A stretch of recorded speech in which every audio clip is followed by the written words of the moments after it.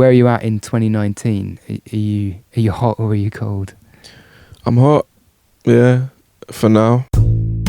George the poet wasn't talking about himself there, but he might as well have been, because you get the sense that this is George's year. Maybe you could have said that about 2018 too. That's because, together with sound designer and producer Ben Brick, George cooked up something pretty special, the first series of their now multi-award-winning podcast. You might know it, the title is pretty matter-of-fact. It's called Have You Heard George's Podcast? And if the answer to that is no, then first off, what are you doing? Because not only will the conversation you are about to hear make much more sense if you go away and find it, but also it's just an incredible, moving, thought-provoking, innovative piece of work, and I'm definitely not the only person who considers it a real game changer.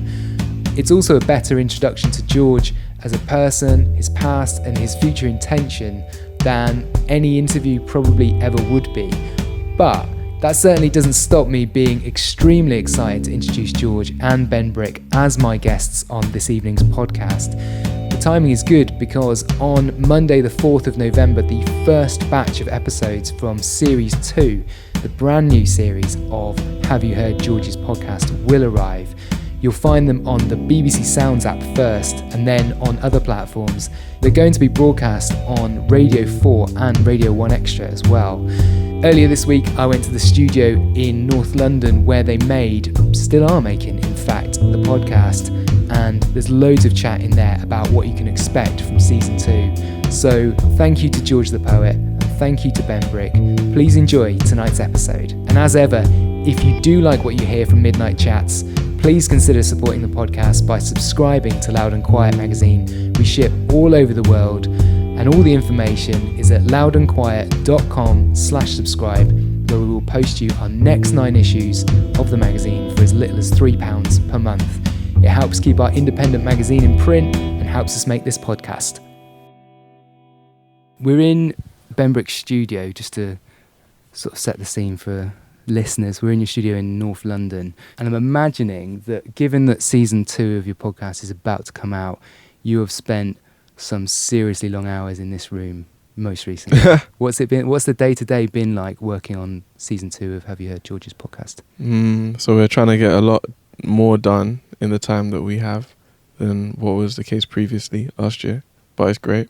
We're doing what we love, building on the learnings from the last chapter of the podcast.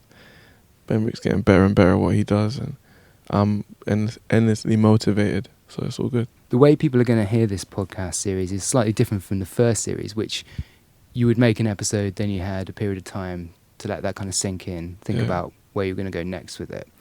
Perhaps a longer period of time to work on things. This time it's all going to come in one go. So how did that make you work differently? Like day one of working on the podcast, what did that look like when you knew you had to put together 10 episodes? Yeah, so it's actually coming in 2 goes, 2 sets of 5, and that really shaped the writing process. I'm not gonna lie, it made me approach the overall narrative very differently. Writing a few stories in the last chapter of the podcast, episodes 3 and 8 and other elements across, made me really curious about story development, character arc. So I started reading a lot about that last year. And I think a lot of that reading is starting to express itself in this chapter. It feels more of a continuous journey. And at the same time, I guess all of my essay writing from younger years is really coming back to me. And I'm starting to think about the arguments that I'm constructing and being a lot more deliberate in ensuring that they're understood. Episode 8 of the first series of the podcast is one of the most ambitious pieces of audio that I think I've ever heard. It's effectively this inner dialogue that you're having with yourself about your creative process, the tensions that are there, the self-doubt, the ambition, this soup of all these different things going on. So complex, and like rarely do you hear somebody present it in that form.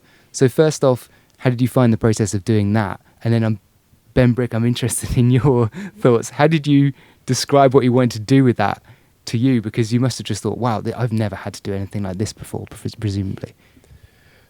Thank you. It's a great question. So the blessing of being able to start the podcast in the way that we did was that there were no precedents, blueprints, or expectations. That meant that I had to be self-referential in what I wanted to discuss. I looked inward, and at every point, the biggest challenge within myself seemed like the most worthwhile thing to discuss. That's probably a bit of a metaphor about life. And I knew after dropping hints of my internal process in episode 6, introducing the character of Sanyu, that the big reward would be to try and explain as much about that process, that space as possible. So we attempted it, and we spent a month on the episode, released it, actually performed it live, and I wasn't sold. And I knew that the reason I wasn't sold was because the truth, the essence of that idea hadn't been satisfied in what we'd released. Even though Ben Brick's work was flawless, impeccable, my writing was hampered by everything that I described in the episode. In terms of the sound design of that episode, did you immediately get what George wanted to do with it? And I suppose a general question, your teammates in terms of making this podcast happen, the way it's delivered, the way it sounds, have you always been on the same wavelength? Was there a period of time where you had to really key into what George's vision was for it? A lot of the time he'll record a whole part, like maybe 2 or 3 minutes long, just audio, and then we'll start cutting up the different characters and aligning them, and he'll say, oh, by the way, that bit's set in a swamp, or that's going to be in a hospital, or there's a car crash, that's going to happen there, no, not there, nudge, turn left, no, right, and we get these bits aligned, and then I can go and embellish some of the sound designs. And if George doesn't have an idea for music, which he generally does, like this should be like Matilda, this scene, or I can go and start experimenting with that. And then it's like that's phase one, and then George will go and write the next bit, and then we'll come back and listen and tweak that first version of it, and then we'll have version 2, we'll put down the next bit, create version 1 of that, and then tweak that, and it just moves through the process. George, you said that the first series of the podcast was a reintroduction to what you were all about, what your character was about. This one is a mission statement. So you've put it. Can you just unpack that a little bit for me, and how you feel the development between seasons 1 and 2? So, I have been many things across my career, and these different things have allowed people various access points to what I am essentially. I've done some adverts, I've done a lot of recorded music, I've done random appearances in spaces that you might not have expected, like Formula 1 or the Rugby World Cup. And everywhere I go, I am me, but I am giving a fraction of myself. Series 1 was my opportunity to say, this is where that fraction fits in the broader scheme of things. This is why I communicate the way I do, and this is what I would love to be able to talk to you guys about. Series 2 now, we have established that foundation. Now we're talking. So what are we talking about, and why are we talking about it? That is a long story. And I'm grateful for the form of podcasting, because I really can't see where I would be able to dive into that story if not for this space. And Ben Brick, your love of the format, presumably, where does that go back to, given that you've worked in sound and your career is sound? So before you started working on this project, was there a blueprint for the type of thing that you wanted to achieve, or did you feel from the start that you were creating new ground? No, I don't think there's ever a blueprint. I think me and George both wanted to make exceptional art from, even when we were both making music and coming into contact with each other, we would always be talking about the limitations of pop music, or even the way we were limited by labels or publishers. So there wasn't really any blueprint, and that was the best thing. We could just do what we wanted and, create an episode, then decide that it wasn't quite right, so rewrite the entire thing. And the earlier question, we're pretty much on the same page, I would say, from day one. I think it's because we both have so much freedom and we both trust each other's intuition, so we can really run with something and try and create some weird, wild fantasy thing. And if it doesn't work, we both generally also know that it doesn't work, and then we try the next thing. There's a bit of a myth that goes that the best creativity often comes from some kind of tension in the studio, you know, like the kind of rubbing of two minds or talents together. You both seem incredibly measured and calm. Do you ever debate the details of what people are going to hear? Does it get heated ever, or is it always just this very calm? I think we both know how important getting each individual element is. If one person says, nah, that's not right because the camera's going to be that side in that scene, then you take a step back and you're like, oh yeah, that kind of would look good with the camera there. Okay, let's reset everything and try again. But I think the tension or the weight doesn't come from us, it comes from the stories that George is telling. In terms of a preview for series 2 then, George, this was really you telling your story through the platform of podcasting, but equally it was very multi-layered, and it was a commentary on some much bigger issues as well. People really rightfully kind of focused on the episodes around Grenfell, for example, that, you know, I think struck a chord with so many listeners. So in terms of this series, what else can people expect in that sense? What else are the things that you were keen to address? I'm going to be fleshing out some of my ideas about the economy and the position of my community within the economy and the opportunities that come with that. In order to do that, I'm exploring some new storytelling methods, and I'm just trying to be very clear, very, very literal, almost a little bit instructive to any young creators that are following our journey. I just want to show them the different ways in which you can make yourself understood, but also transform your situation, because that really, really is needed. It's a matter of urgency for a lot of young creators from my environment. That stunts a lot of people basically being able to flourish and reach the possibilities that you know that they could do.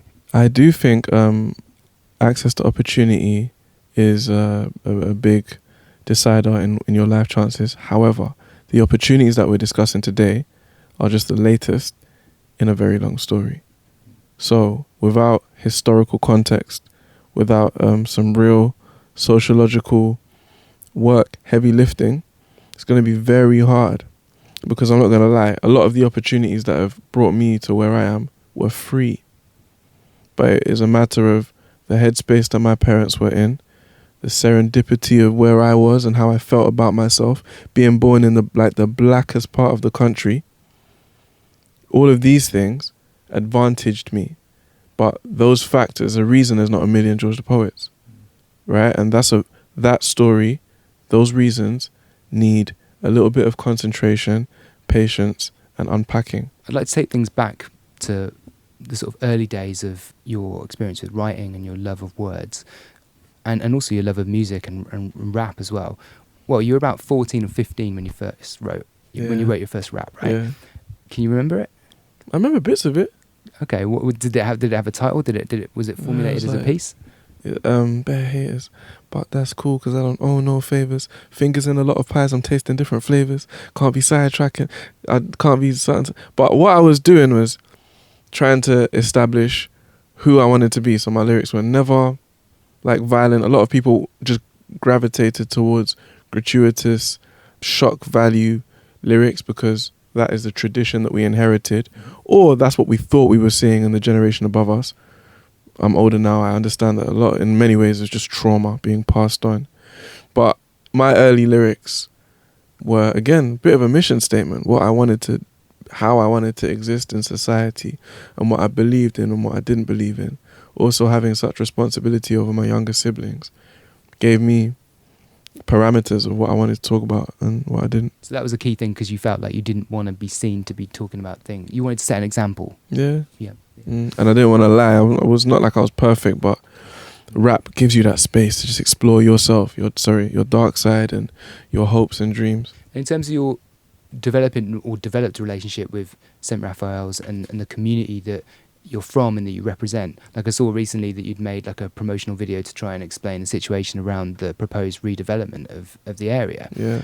I mean, this is obviously an understatement to say that you're still incredibly like kind of loyal and wanna represent that area. Just tell me a little bit about that and why that remains just such a constant thread throughout your work and a huge part of who you are. Well, I believe that the person I am today is a consequence of the experiences of yesterday, and the ultimate yesterday was the hood, my estate, right? So to what extent am I really being understood if I am not elaborating the conversation around my community and communities like mine?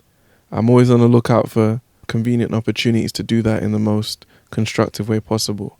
So when in late 2018 I found out that my estate was being considered by Brent Council for redevelopment, and there were tensions between the council and the community about the way information was being shared, it was a perfect opportunity for me to make myself as useful as possible as a representative / stakeholder within that thing, empowering my neighbours to feel like the council consists of human beings who are capable of communication, and even though we've had a fraught relationship for as long as I can remember, it is always worth trying to reimagine the conversation.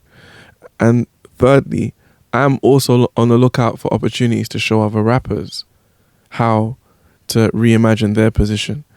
Because when I think about the money, as I talk about throughout the podcast, when I think about the money and the influence generated by rap, I think there is a lot to be gained in terms of the political organization. The potential there is unprecedented, but you need to know the details of how these spaces and demographics operate in order to make something sustainable. I want to keep talking about music, but Ben Brick, I'm interested to bring you in to hear a little bit about your formative experiences with music. I mean, you work now largely in sound design, but music is key to. Have you heard George's podcast? You know, we heard, from the very opening moments of hearing of Georgia Smith, for example. It's a real scene setter. So can you tell me a little bit about your relationship with music? Have you ever produced music? And how do you see the podcast relationship with music? Why is that important? I played piano from maybe 4 or 5 years old, classical piano, and studied music and sound recording, worked for an artist, signed to a major label, took my own studio, and then started writing with artists and had a lot of success writing with artists and sold a lot of records around the world. I think the thing that I realized was I wanted to take my time with what I spend my time doing. I wanted to be intentional about it. So when everyone else was writing 100 songs a day or 100 songs a year or 300 songs a year maybe, I was writing way less, but trying to imagine a way to make those pieces of work more useful. When I'm composing the music for it, it's like you're not trying to say too much, you're trying to let George speak, and you don't want to add excess emotion onto the scene if he's already saying something emotional. So that's the balance, and that's what I've been learning about through this process. And George, people will know that, I mean, you went off to study at Cambridge University. After that, your music career gathered pace. You were signed to Universal Records. You were featured in the BBC Sound Off poll, for example, as a new artist to watch and things like that. When did you realise that the things you wanted to say were perhaps bigger than the format of a conventional 3-minute or 4-minute song, or even a 45-minute long album, was not the right one for you because you needed another medium to basically express your ideas? Did you know that all along, or was there a sort of penny drop moment? Didn't know it all along. I didn't. I got signed to Universal Music. Shouts out to everyone at Island Records. 5 weeks after I graduated, and in that year, as I explained, I'd been operating in a lot of directions. I was doing corporate addresses, just writing poems about sustainable development, and I was doing random TV things that had never, all credit to the creative agencies that I was working with. Someone might have seen me at an event and thought, I think that guy can write a poem for a whole, ad campaign. People started approaching me with that. And that was before I got signed. That's important to note. So when I was signed and I found myself in a machine experiencing a lot of the things that Benbrick just described in terms of slightly formulaic approaches to content generation, content creation, I was able to understand it and work with it to an extent. So I was quite pragmatic. It's not like I had a master plan before then. The plan was vaguely to raise my profile and put my core concerns at the forefront of my career, of my celebrity. So if as long as I am getting famous, the issues are getting famous. It was in the music industry that I realized if a space is not created for that function, then you have an additional job to do in transforming the space, as well as trying to do what you wanted to do anyway. So there's extra work in reassuring all the stakeholders, interpreting what was said in the meeting and trying to figure out if that's going to lead to budget green lights or problems down the road, and managing egos. You know, this is real and it's not frivolous work. It's just not the best use of my time as someone just fresh out of, you know, formal education in which all primacy is given to ideas. It doesn't really matter how, you know, like a lot of the values of the music industry were not shared. I didn't share them on entry. So all credit to them, because I was educated on a lot of other aspects of the game. For example, the mechanics of PR, generating hype, the logic of building an audience through live appearances, people skills, learn a lot about myself, learn how to communicate better, learn the ways in which I might let myself down, let the process down. But ultimately, just shy of 2 years into my stint with Island Records, I asked to leave. And all credit to them. They completely understood and were very accommodating. We had successes, Soundpole, and we had a Brit nomination. My EP that I released with them was in talks for a Mercury nomination, but because it was an EP, it didn't qualify. So a year after leaving them, that's when it started occurring to me, because I started watching a lot of Netflix. I tried to chill. I'd never done that before in my life. It'd been like school responsibilities with the kids, with my little bros, and a high level of intensity in the ends, and then Cambridge, and then, a bit of drama, people going in jail. And I'd never just chilled, apart from like 5 months in Uganda, which was great. So watching Netflix made me realize I want a serial effect. People have to come back. So this one drop isn't going to work for me. And then I was chilling in Uganda one day, and I realized that stand-up comedy was a much better model for me to try and study and emulate, because a stand-up comedian is one person with a microphone on the stage. And that's how I started out as George the Poet. And when I was doing that, I could be on stage. People like wanted me on there for 10, 20, 40 minutes without music. So I thought, okay, what does that mean? What can you do? I thought, okay, it must be about communication and stories. And that led me to the podcast. I want to ask you both in a minute about the live performance aspect, because I've come to see you perform both together live before. But before I do that, I know you've had like a hot and cold relationship with rap music over the years. So where are you at in 2019? Are you hot or are you cold? I'm hot, yeah, for now. What's been hot? What's happened this year that you just thought that's moving the narrative on? What have you really enjoyed? Well, I think what we expect of ourselves as performers, creators, is evolving very publicly.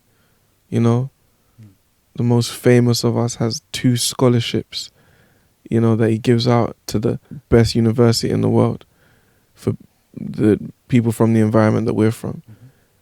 Some of us have TV shows on the BBC, in which we, again, advance the culture, elaborate people's understanding of it.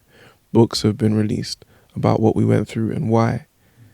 So I am the glass is always half full, to be honest, with rap. It might be even 51% full.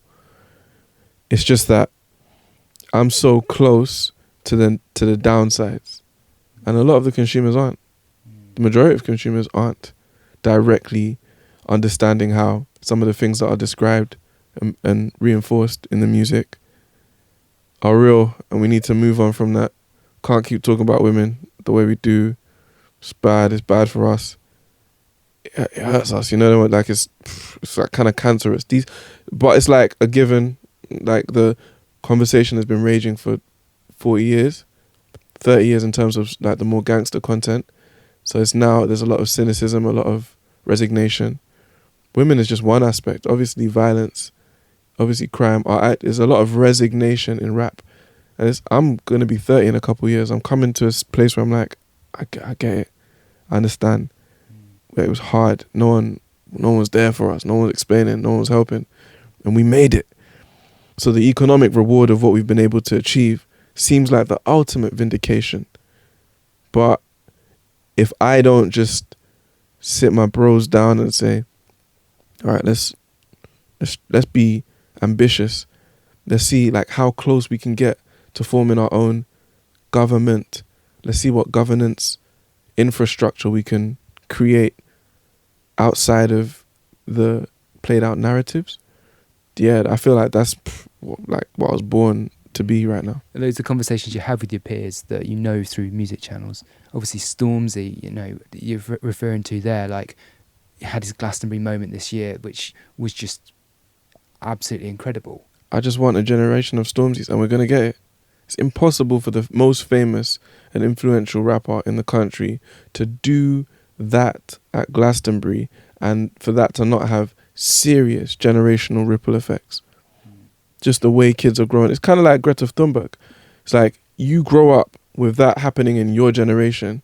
People, to this day, we still talk about the baby boomers and the way in which they shaped the world that we live in. That is what Stormzy means to me. The live aspect of what you both do, I've seen you on stage together, most recently at the London Podcast Festival in September. I'm interested to know your thoughts on the type of audience that you've broadcast to previously when you've made music. How is that different to the demographic that you see, the faces that you see when you look out from the stage when you've been presenting what you've been doing with the podcast? So obviously it's whiter right now. It's a little bit older as well. It's great though. Like there are reasons why that might be the case, for example, at the London Podcast Festival. And I have, again, that's a long story, but it's kind of part of the plan. It's necessary. The brief I gave myself in starting the podcast was that you got to bring the streets and the intelligentsia to the same table. And the streets I'm cool with. I know the streets. I know the rhythms and the sensibilities. It's the intelligentsia that I was keen to be uncompromising with. Now, the form that I use in the podcast, very deep dive, very academic. I'm doing, like I'm being too, like this is me though. I've spent half my life in the black working class, just under half of my life in the white middle class institutions of my school and my university. So I am genuinely both of these things. And in order for me to make progress, especially with rappers and the rap culture, I need to ensure that there is a rich understanding on the side of the intelligentsia, on what I perceive as Middle England, a real understanding of how much there is to explore. Once that understanding has been established, as I feel like it has done this year, then we can get to the more, this conversation is going to get difficult, you know. This is easy right now. You talked a lot in the live performance about how change is needed and change is uncomfortable, change is painful. I think for Middle England to really open its heart to just how deep the violations against blackness have been, it's going to be hard, man. You're not going to want it. It's like being in a relationship. This is the way I, in fact, think of Europe and Africa's relationship. Europe met Africa when he was young and she was beautiful and he fell in love at a time where men could just take things, right? So he took her, didn't really think about what she needed. He grew. We all grew up. Times changed. And it became a slight embarrassment, like the dynamic, slight for Europe. Obviously, on the side of Africa, you've grown in a very abusive relationship, that like the most abusive relationship that is humanly imaginable, right? And I know that sounds like strong words, but I mean, fine. So now that we're here, I think it's what I see is that a lot of people, children of Europe, are not aware. Like that, it's your dad. You know what I'm saying? You might not be aware of who your dad has been, and you know, like the extent to which he hasn't really apologized, he hasn't really made amends. He has this weird hold over, you know, his former lover, in which he just continues to extract and manipulate and hide what he's done. Today, you know, my nephews came back from school talking about Martin Luther King. I'm like, I wonder why we never talk about Freddie Hampton. I wonder why we never talk about in fact, take it over here. Like, why do we not talk about why don't they know about the NF? You know, why don't they know about the presence of the NF and the mutation of a lot of these ideologies into different political movements today, and why much of the Caribbean community especially is overrepresented in prison. Like this is relevant. This is us. This is your neighborhood. So we have an education system that is wildly divorced from information that's most relevant to us. And I think that is very much the core of my focus. Reimagine, just setting the conversation, setting the conditions for a progressive conversation on how we can have an education system that does a lot more to acknowledge the uncomfortable realities. Ben Brick, your thoughts on the live show? We've already talked about how I feel like the podcast has rightfully been celebrated for being so ambitious in terms of the way it sounds and the lack of constraints. And when you transfer that to the live arena, it's a different vibe altogether. It's a room full of people. Do you have the same attitude approaching that? Do you both daydream about how you can really extend and push what the live aspect can look like? We do. We're always thinking about what could be next. Up to now, we've kind of been taking the things that we've recorded on the podcast and reimagining them for live, taking bits out and triggering different sounds, and George holding the audience and going from talking into this thing where suddenly you realize he's performing poetry and you're like, you got me. Like you tricked us all. But we're thinking like whether it could be VR or silent discos or stage shows, West End shows. Mm-hmm. Yeah, I think that for the whole podcast, we're keen to expand into as many different areas and reimaginings of it as possible. I'm waiting for, have you heard George's podcast, The Broadway Yeah, Residency? I can see it. Especially for the Grenfell one, I think that's kind of inevitable. And we go there in one of the episodes. Obviously, like, we're just excited. That's the thing. It's not like we know what's going to happen, but we're just excited and we're pushing. Because the podcast is the story of your experience, George, and ultimately that is a story. You were born and raised in Britain. It's a UK-centric podcast. I'm interested to know, what kind of international feedback have you had? The international feedback has just been astounding. I was getting bits of it last year. People just scattered around the world. Australia, mainland Europe, America, quite a bit of interest. But when I went back to Uganda, that was a turning point in my life. Because the podcast is, like I said, the most elaborate explanation of who I am that I've been able to pull off thus far in an 8-year career. So to now offer the most uncompromising explanation and be received back home is great. Part of it is an extension or is a result of lessons that I learned as a rapper. I learned that too much slang doesn't work.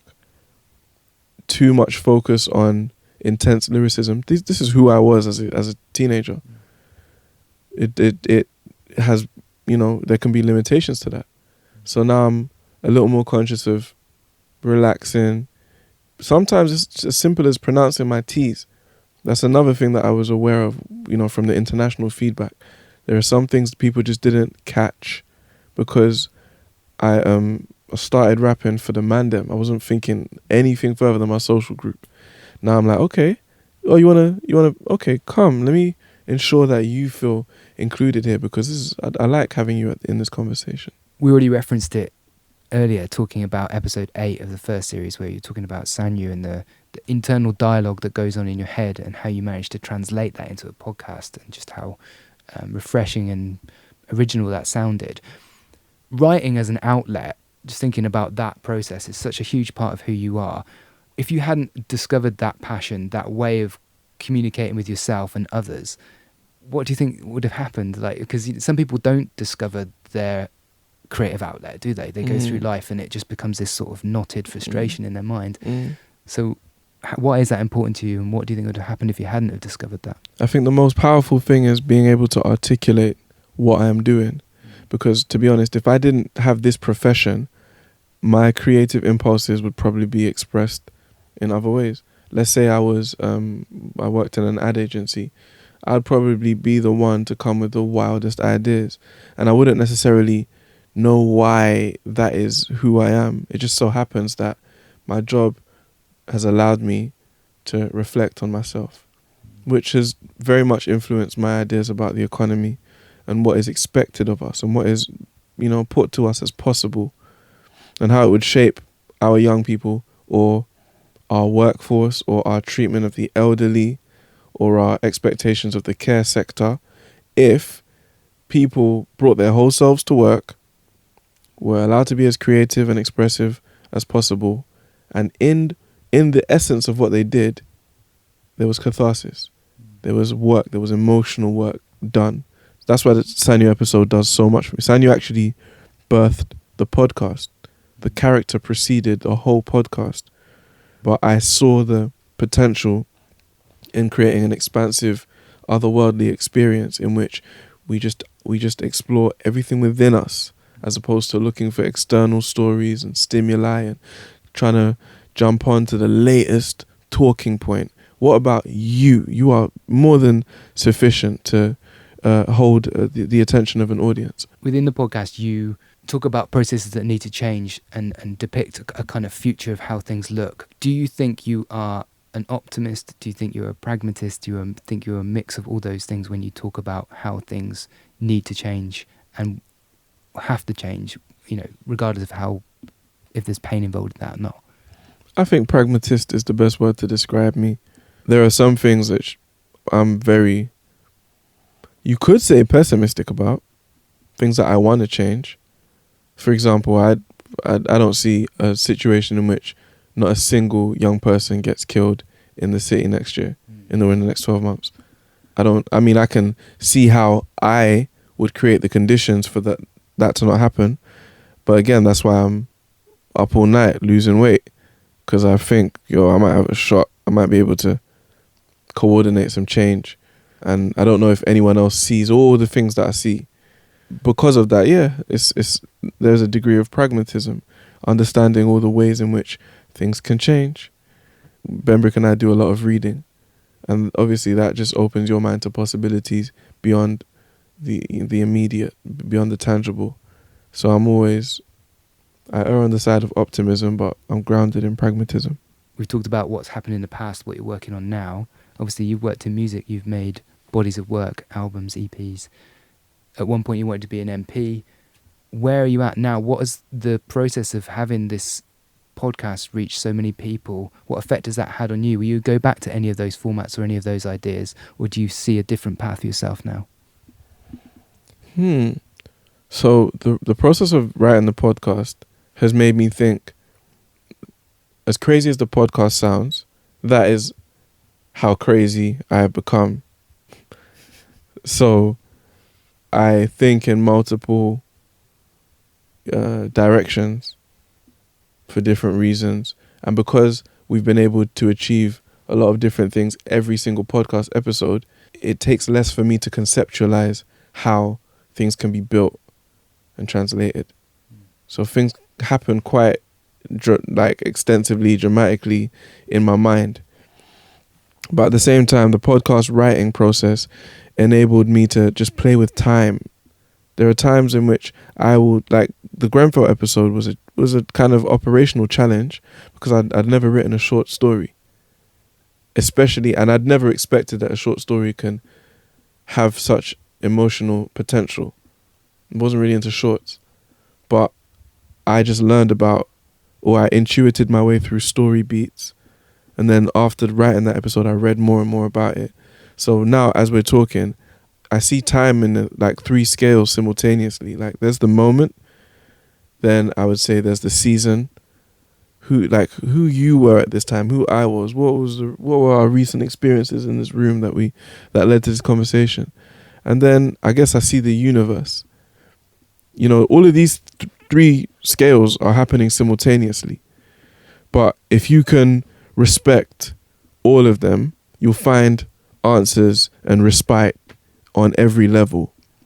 And that just keeps me optimistic.